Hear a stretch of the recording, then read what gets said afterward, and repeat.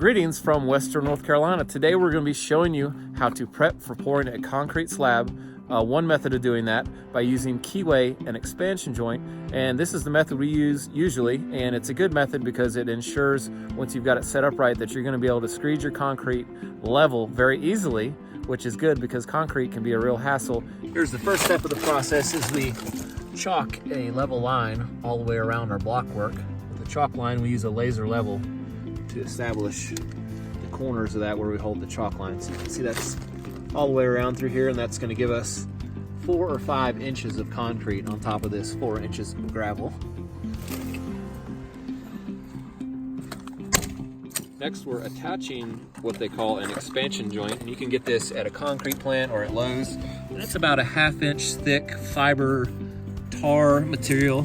It's pretty stiff, but it does give enough that if this concrete slab was to expand a little, it would not push the block work or crack the slab. It gives a little buffer for the slab to expand and contract against the block work, which is rigid.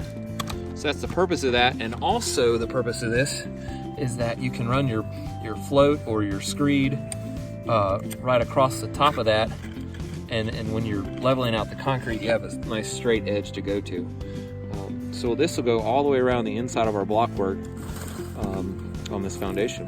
Little tip here, you can install the expansion joint long. Take a razor blade and a speed square. Nope. Knock it right off of there. No measuring required. We are attaching this expansion joint with 1-inch ramset nails. You can see these have a little washer on them that'll prevent them from blowing right through the expansion joint. You could hand nail this with cut nails or other short concrete nails, but these work really easy. Make sure to get the ones with the washers so they don't blow through and do nothing. Okay, next we're going to lay out 6mm thick plastic across this whole foundation, and that'll be our vapor barrier. We have to carefully cut around these pipes so the plastic will go over but not leave a big gap. So I'm going to show you how to do that with a knife.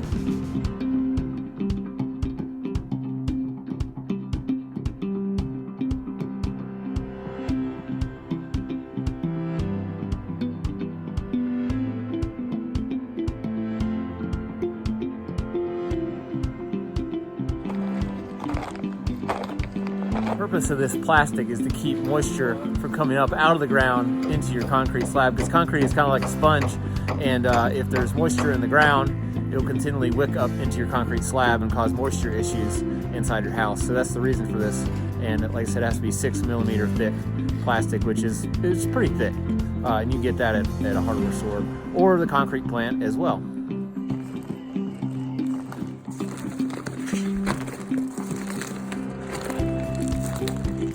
Okay, now that we've got all of our plastic in, we're going to set up the metal keyways. And this is a keyway if you're wondering what it is. And it's just a metal piece that clips onto a stake. You can see that stake will slide right in that groove right there. We'll drive the stakes in the ground, then clip this piece of metal.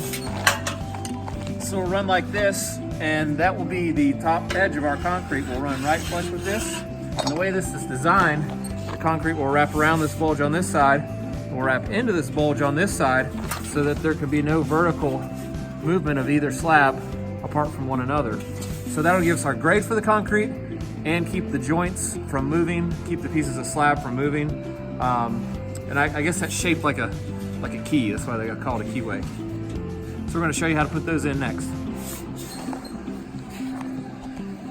To the way you orient these as you put them in, we are going to start pouring from that side to the left. We've only got one hand here. So we're going to put the stakes on this side, and the concrete will push on this side first against the stakes. If you were to flip this and do it the opposite way, the concrete would want to push this away from the stakes as you poured. So make sure you orient the bulge outside towards the side you're going to pour the concrete in first. So we'll pour the concrete on this side, and then later come back and pour the concrete on this side, and it'll stay put that way. So we're not using rebar to reinforce the slab, but if you were going to use rebar pieces to reinforce the slab, you can knock out these tabs right here, these knockouts in the keyway, and run your rebar right through there so that you have continuous rebar. Next, we've pulled a string line all the way across the foundation, right where we want to put this keyway. And that's so that we can drive all the stakes in a perfectly straight line. So this keyway clips on here easily.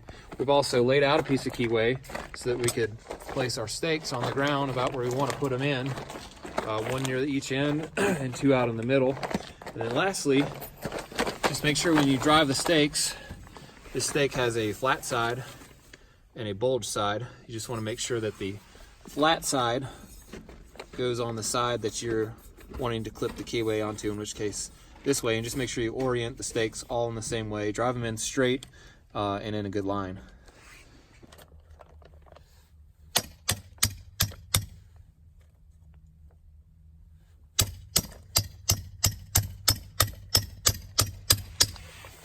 See how he's kind of twisting this thing as it goes down to keep it, the head of it running parallel to the string line, not twisted. Nice hammer, by the way.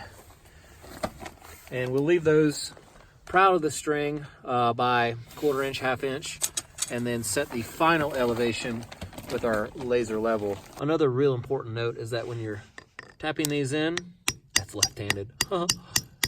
Try not to hit them so hard that it doesn't mushroom the top of these. If you hit it really hard and do mushroom the top of these stakes, it does make it hard to clip on to the keyway itself. So try to just be gentle on them as you put them in. Here's one other very important note. While you're driving these stakes, make sure you don't drive them into the slab plumbing that's under the gravel. Usually you can hear it if you hit a pipe. You can also take a mental note of where the pipes run so you don't drive one into it. But you could bust a pipe, a drain pipe, and then pour concrete over it and you'll have a real mess. Andy's calibrating the receiver on this laser to be perfectly level with the top of our front row of block is what we want the slab to be level with. So now we can drive all these stakes down to this exact level right here, and we'll know everything is perfectly level and even. Now Andy's tapping down all the stakes using this reader that's set to our level with our block there with the laser level, so that they're all exactly level to clip this keyway onto. Now we've got all of our stakes set to grade, we're installing the keyway on top of them.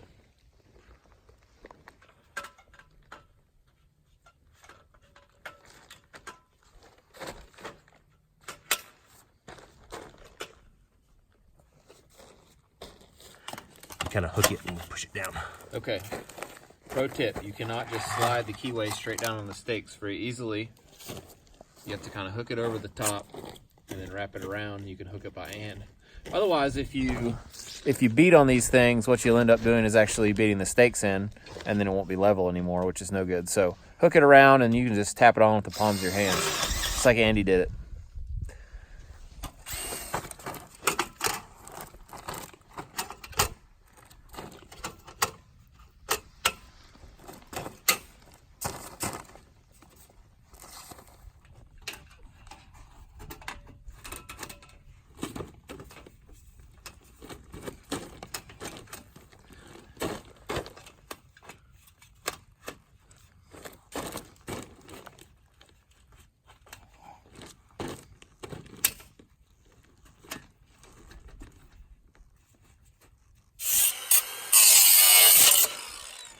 Here's what it looks like once we have all these keyways installed on the stakes. We basically have a keyway every 10 feet, and that's about as wide as our screed board or our power screed or whatever we use is gonna be. And I'll show you real quick how that screed board will run across these and give you a nice flat slab. Okay, we're gonna pretend this is our screed board even though it isn't. This is actually one of our speedlay corners.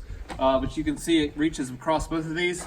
We'll fill this up with concrete, then we can run our screed board across the top of these keyways, pulling it back a little bit at a time, and that'll rake the concrete perfectly level without a lot of work.